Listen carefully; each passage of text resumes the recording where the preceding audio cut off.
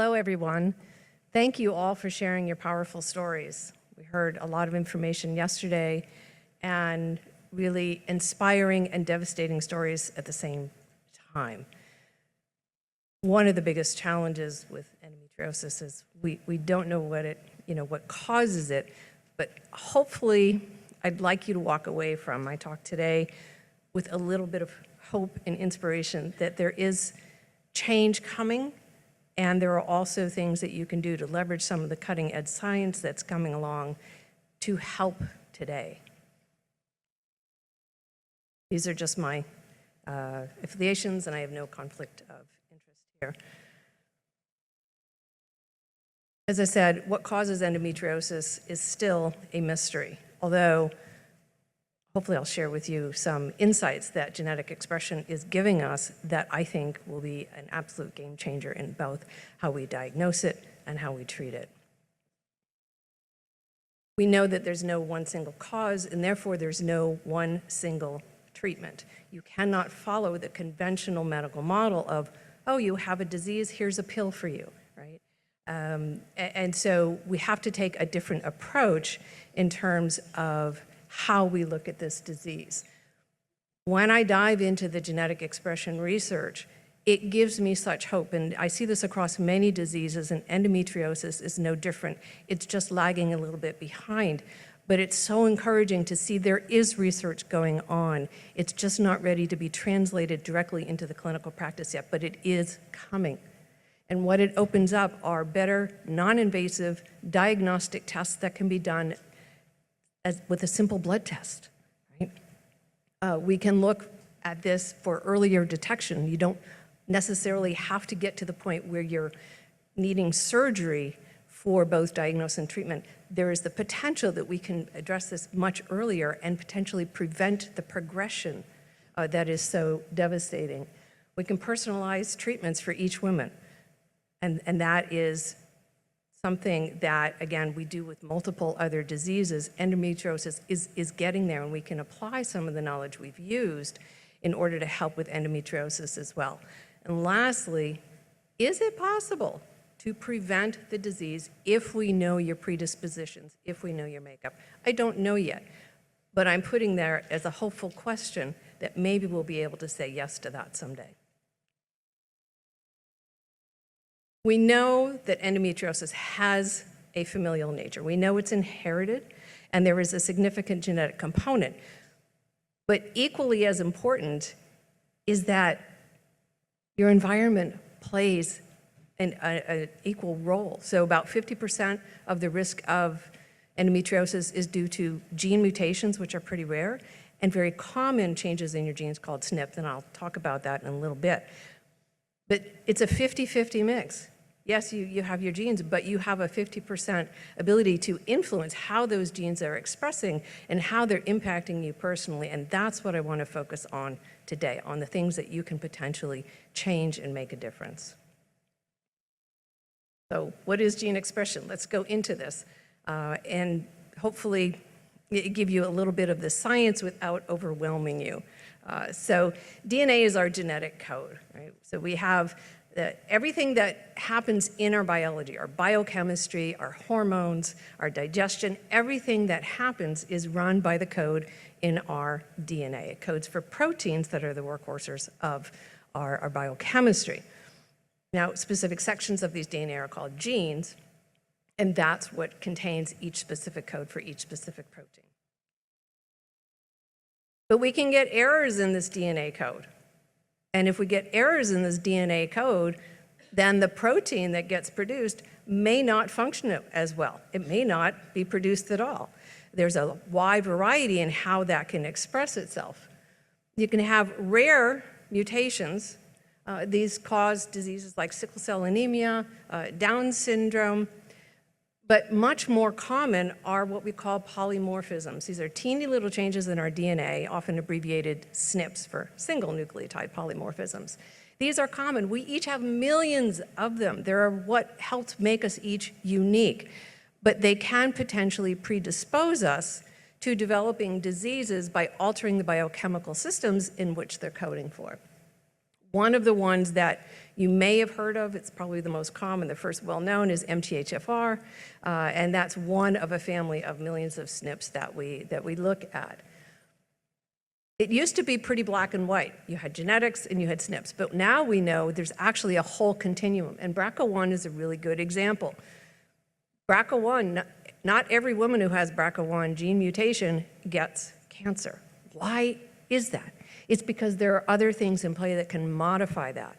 And that, to me, is what's exciting. If we know how we can modify these, we can make a difference.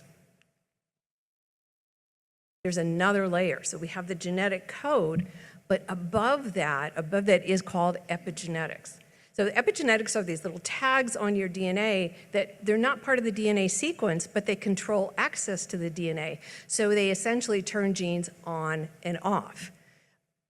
When we have a really complicated sequence of events during embryological development, epigenetics is what tells the genes when they turn on, when they turn off. We know that some of the evidence for endometriosis is it develops embryologically. And so this may be part of how endometriosis develops, is these epigenetic tags. Why do we have epigenetics? It's not just for embryological development, but it's also very active throughout our lifetime so that we can respond to our environment. So the environment that we put ourselves in or that we are put in affects how our genes get expressed. And so even if you have normal genes, if you have epigenetic changes that don't allow them to be expressed, they're not functioning.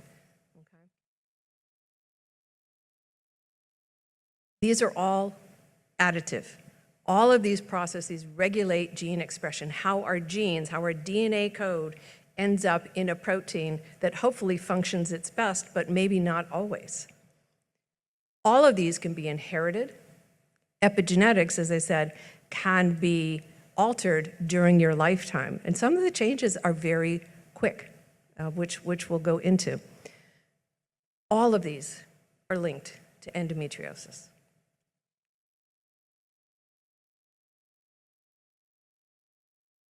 So how do we change how our genes express? Can we do this with endometriosis? We are doing it with many other chronic illnesses. Can we do this with endometriosis? When we look at endometriosis, when we look at all of the genetic pathways, all the gene expression pathways, this is not all of them, but a pretty good list. It's complicated. There are multiple systems. I think most of us know about the role of hormones. Many of us know about inflammation, which always gets tied into oxidative stress, but there's lots of them, even including repairing our DNA, because DNA does get damaged. So there's lots of places that are not only contributing to endometriosis, but the way I look at it, that we can potentially intervene. I'm going to focus on inflammation because I don't have days to talk about this. And with inflammation always comes oxidative stress. So when you hear about antioxidants, they play a role in inflammation as well. Now, as I talk about these different strategies, I want you to understand that everything is synergistic. So when you implement one strategy, you may have a little bit of a difference, but if you implement multiple strategies, they will synergistically expand and magnify each other's influence. None of this that I'm saying is a standalone. We know that right now, surgery, the right surgery, is one of the best ways to control endometriosis, especially in later stages. But when we talk about addressing the molecular mechanisms, I think these are a good way to provide either early prevention, early management, but also management along with what we get in terms of results from surgery. I'm going to go back because we missed a slide here, sorry. Here we go. This is the slide that I missed. Just to show you that all of these can influence endometriosis, and then what I want you to look at is, so we have the interaction of the epigenetics and the genomics. Look at all of the areas on the top. We have the gut microbiome, we have pathogens, we have toxicants, we have stress, we have nutrition, we have exercise, and these are just some of the big buckets. All of these will influence your gene expression. This is why some diets work for some people. This is why some treatments work for some and not others, because we are genetically unique. But this is a big part of how they are working. You want to support the genes themselves and the proteins and how they're functioning. You also want to support your epigenetic changes so they can be as optimal as is potential for you. So one of the things is eat healthy. Well, what the heck does that mean?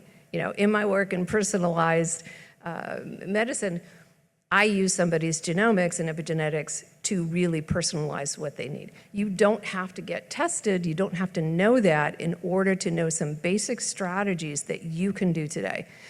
The single most, I think, effective diet as a general rule for addressing the inflammation, for addressing the oxidative stress, for supporting your genes as they're running your biology is a Mediterranean diet. And why is this?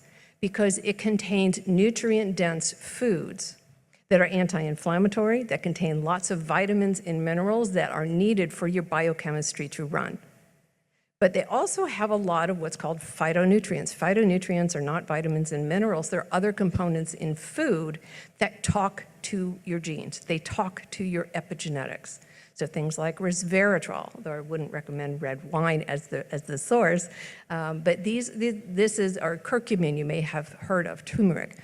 These are phytonutrients, and these are powerful agents to talk to your genes in a way that helps them know, oh, I'm going to create a healthier state. Right? You also have fiber for the microbiome. The microbiome is a huge source of your immune system, of the hormones and the neurotransmitters that run your moods. They are a central hub for so much of what goes on in your body. We are learning a lot about it, still a lot to learn. But one of the things that you need for healthy bacteria to predominate is healthy sources of fiber. Most of us don't get enough fiber. So the foods that are included in the Mediterranean diet support your gut as well. Obviously, there are healthy fats, not a lot of saturated fats, and there are healthy forms of fat that support, again, your biochemistry, your cell biology, your membranes, your hormones. All your hormones require fat. So all of these can contribute to a more balanced biology and biochemistry because they are speaking to your genes and supporting your genes. Minimizing processed foods and alcohol are part of this because, again, they'll talk to your genes and they'll give your genes a very different message and you'll get a very different response with foods that are maybe not so healthy for them. Moving your body. We all think of exercise as something we might do for weight or to look good, but exercise is a way to communicate with your entire body. So hormones, we know, are body-wide communicators. It's our communication system. Well, what we're learning is fascinating about exercise, movement, is that it does the same thing. And it does it through extracellular vesicles or exosomes, which are now being used cosmetically. But it's a little packets of messengers that go to the rest of your body and send signals. So it's important to move your body, move throughout the day to keep sending your body those healthy signals that will help maintain multiple systems in addition to your musculoskeletal system. For me, I'm always about find something that you love, find something that brings you joy, find something that makes you feel good. It's not about, oh, I should go to the gym or I should go for a run. Find something that you like, that you enjoy, because that enjoyment adds to the benefit of the exercise, as well as helps you be more regular with it. Sleep is huge. Not only getting enough sleep during the night, but also the hours in which you sleep. This is very much tied to our circadian rhythm, and your circadian rhythm runs your immune system and every other biological system in your body. You mess with your circadian rhythm by staying up all night. You mess with your circadian rhythm by doing shift work, by having weird hours. it is going to affect your biology, including your immune system, and it increases inflammation and oxidative stress. People who travel and go across multiple time zones, again, they're messing with their circadian rhythm. I'm not saying you can avoid all of these, but if you keep this in mind, try, if you can, set up a life, especially when you're already dealing with a disease that has a significant component of inflammation. Try as best you can to optimize your lifestyle so that you're not disrupting your circadian rhythm more than you really have to. Toxins. Toxins overwhelm our body, and some of them directly cause damage to the DNA, so they're altering the protein that you're coding for, but they also alter biological processes, and endocrine disruptors are a big one in endometriosis because they are mimicking your estrogen and to a lesser extent your progesterone in your body without actually being a hormone. You cannot avoid toxins. They are everywhere. They're ubiquitous in our environment, in our lives, the products we use every day. So it's not about getting rid of toxins as much as it is being aware of where your potential exposures may come from. For women, one of the biggest exposures is personal care products. And that's anything you put on your skin, anything you put on your hair. What you put on your skin is just like putting it in your mouth. It goes in your body, it gets absorbed. So reading labels, being aware of what you are using, and again, trying to minimize it. The other half of this is supporting your microbiome, is supporting your nutrient pathways, so what toxins you do take in that you can't avoid, your body can handle them in a way that they don't damage your biology, they don't damage your DNA to more extent, than is desired, I guess. All right, even medications. Every medication that you go on has to be processed in your body. It's a toxin. Even estrogen. These all produce toxins as you metabolize them. And if you can support your biology as well as minimize overwhelming your body's ability to handle them, it will minimize its impact as well. This last one is not least. This one is the most important. Stress. Just like endometriosis is not in your head, stress is not in your head. It is a biological response to everything that goes on inside of you and outside of you. Okay? This includes trauma from not being heard, trauma from pain. All of these things create stress, not feeling in control.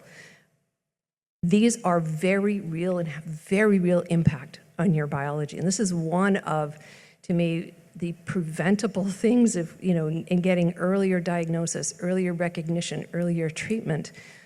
Hopefully we can shortcut years and years and years of stress that not only takes its toll on your body, it changes your epigenetics. And that then puts you in a vicious cycle that you'd like to get out of because it's triggering your hormones, it's triggering your immune system and your inflammation, and it's exacerbating everything that you're already dealing with.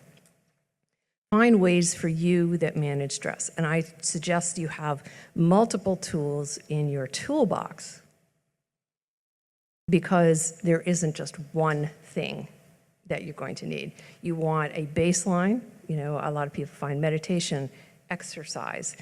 These things can really help you lower your overall stress, but you want also to develop strategies that can help you in the moment when you're undergoing a stressful event. I think one of the most powerful de-stressors, if you will, is having that sense of connection. So as we just heard, that sense of isolation in itself can really help put you in this downward spiral. You feel all alone, you've lost a lot of connection. That one point of connection can be what you need to start turning that around. So whether it's connection with a pet, whether it's connection with family or friends, find what gives you that sense of connection. And lastly, one of them that's, I think, often overlooked is joy. When you are in a state of joy, you cannot be in a state of stress. It's physiologically impossible. When we're so overwhelmed by a chronic disease that seems so out of our control and creates so much disruption in our lives, it can be hard to recognize that joy has a place. Joy needs to be part of your life too. How can you bring that in so that the disease doesn't just completely overtake you? And so these are some of the things that you can do that not only help you feel better, but they actually alter your gene expression. And that gives you some control back over a disease that just has so much control over you. I want to show you just some of the ways that stress plays a role in endometriosis. So I have stress in the middle, and you can see it is interconnected to every system involved in endometriosis. And I listed the two main buckets, if you will, of symptoms, which is infertility and pain. And by pain, I am not just talking about physical pain. That is very real, and that's a very real concern. It's also the emotional pain that shows up in despair, the emotional pain that shows up in anxiety, in depression, in worry, in loss of self-worth. All of this is interconnected with stress, and not because stress is in your head and you just need to get over it, because it's also creating very real changes in your biology. And when it persists long enough, it changes your epigenetics. So again, imagine all of the years of trauma, of not being heard, that shows up in your epigenetics. And the beautiful thing is you can change that. So where you are today is not necessarily where you are in 6 months or a year or 2 years on the genetic and epigenetic level.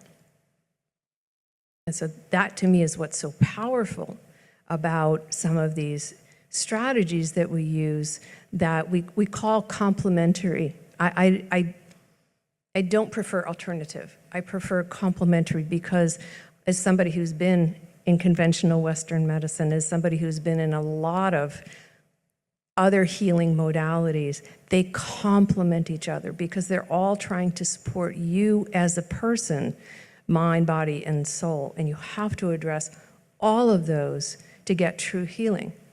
Healing is not the same as curing, right? Healing is that sense of wholeness that only comes from working on all of these levels.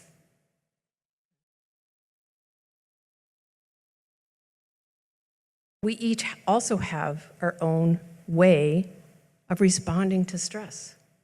This is in our genetics and genomics. We can predict to some extent who's predisposed to worrying. We can see who's going to have a prolonged stress response in our genomics and our genetics. There's also an energetic component. We all are energetic beings, including our DNA. It's vibrational, it vibrates at specific frequencies. Our epigenetics are vibrational at specific frequencies. And so part of this approach for me also involves working on an energetic level. Now you heard yesterday, when endometriosis there, it's not all in your head.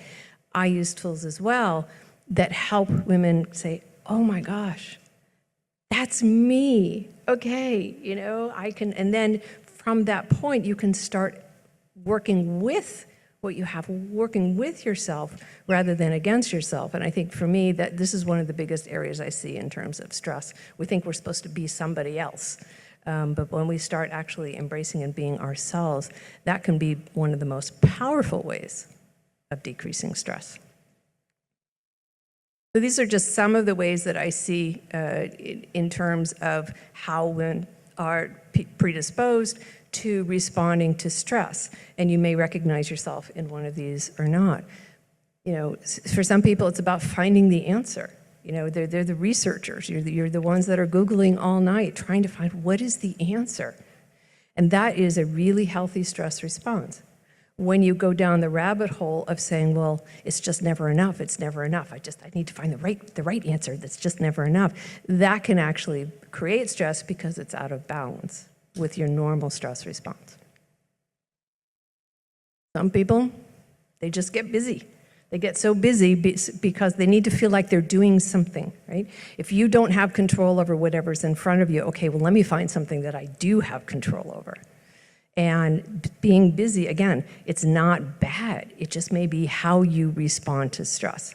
Now, if you get so busy that you don't pay attention to anything going on in your body, you're using it as a numbing mechanism, well, that can show you that you might be out of balance.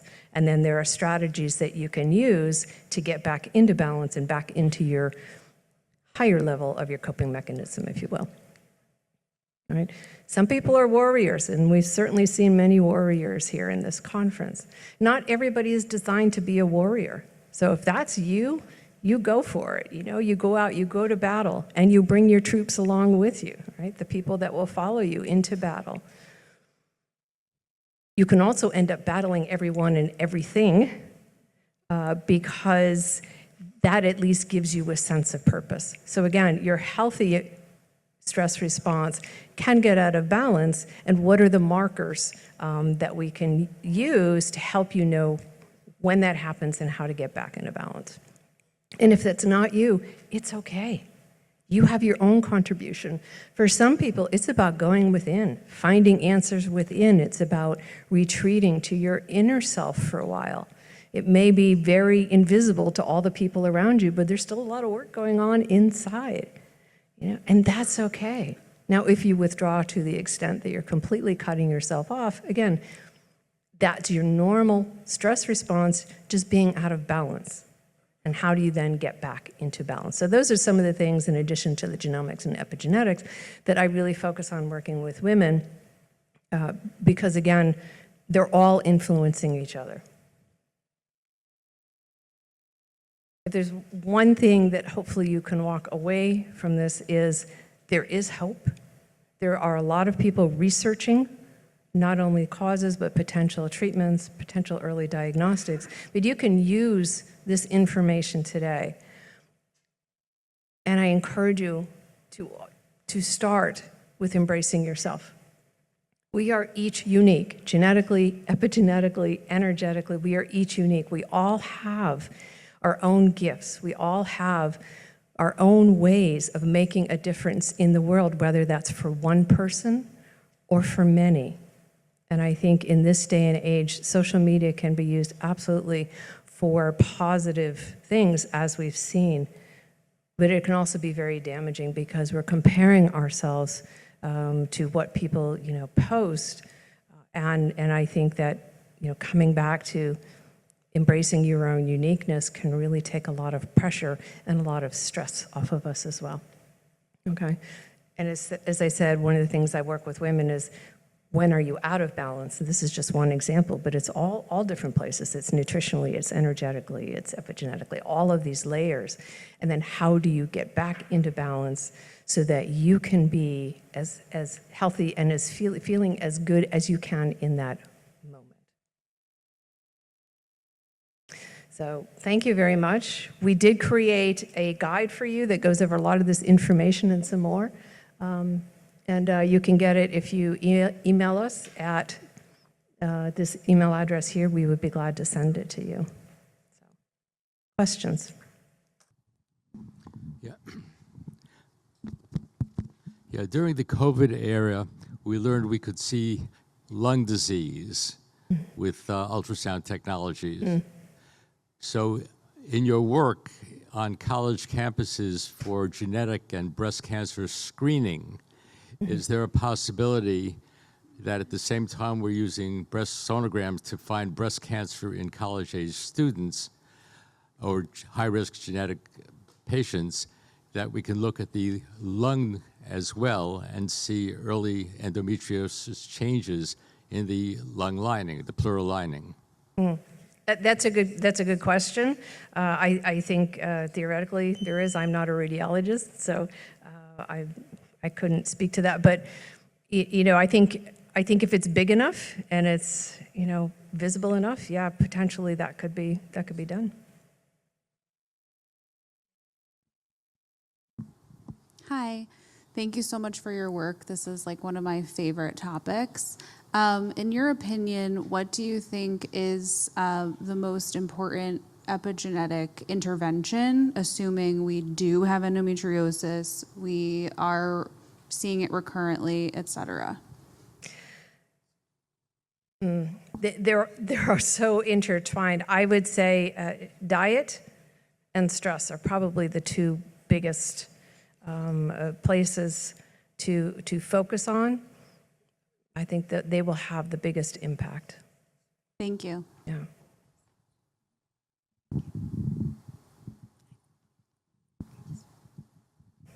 Thank you, Dr. Kline, because I'm a proof that that works. Okay, we're going to take one final question. Thank you so much. Hi, and thank you. I'm wondering in your practice if there are any diagnostics that you use to detect and then perhaps therefore treat endometriosis, which are different than your general physician would use in their practices. Yeah, I haven't practiced OBGYN in 15 years. I've been focused on this other work. For me, it's looking at the genetics, the genomics, and the epigenetics. We do not have specific diagnostic markers yet. What I can do is I can see where people are predisposed to in multiple pathways. We have identified SNPs in many different genes, as well as some mutations in many genes. Mutations we don't yet know what to do with. The SNPs we do have potential, interventions. So that would be a place to start. But as I said, there are a lot of things you can do without even knowing that right now to make a difference. But to me, that's the next step. And we do need a lot more studies to look at this in a comprehensive way. One of the challenges of this work is that there are so many layers that the research is difficult. There are so many variables, the pharmaceutical model is, you give a pill and see what happens, right? Some of the research that's being done now, it's a lot more complicated, it's a lot more nuanced. And I've been teaching clinicians for the past 10 years on how to use this science to address health. And it's complicated. So little steps at a time. This is our last, I promise, here. My question was, do you think that endometriosis and rare diseases are correlated, and what do you think about that? Endometriosis and what? Rare diseases, Rare diseases? I can just add, so my daughter has endometriosis. She was operated last year, and she has Williams syndrome. So she has a rare genetic condition. And so just wondering if on the research side, there could be some collaboration with certain other organizations that are doing research, and that maybe there's some kind of correlation, or you can learn from the fact that there's missing certain genes in certain people to be able to move this research further. Yeah, absolutely. I don't know whether there is a connection in the scientific literature or not, but I do know that in terms of looking at the genetics, and some of these other women's health conditions that we're seeing, ovarian cancer, adenomyosis, fibroids, there is a significant genetic overlap with endometriosis. And I'm not. It's such a rare. Yeah, I don't know, but I would say that I would have to look, but it's possible. Would you explain, Mother, what Williams syndrome is?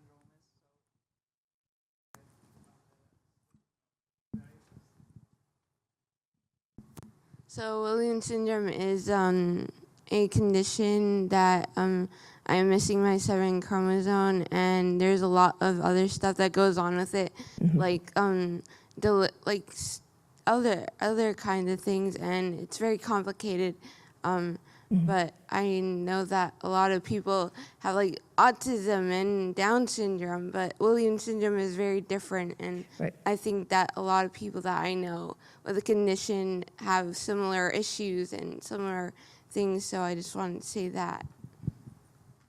Yeah, so if you're missing a whole chromosome, you're missing all of that genetic material that contains crucial code for crucial proteins. So, And thank you for sharing that knowledge Yeah, with thanks. us. Thank you so much. Thank you. That was incredibly insightful, and I'm not sure if you'll be around a little longer for any questions that yeah, might come your way. absolutely, yeah. Okay, thank you again.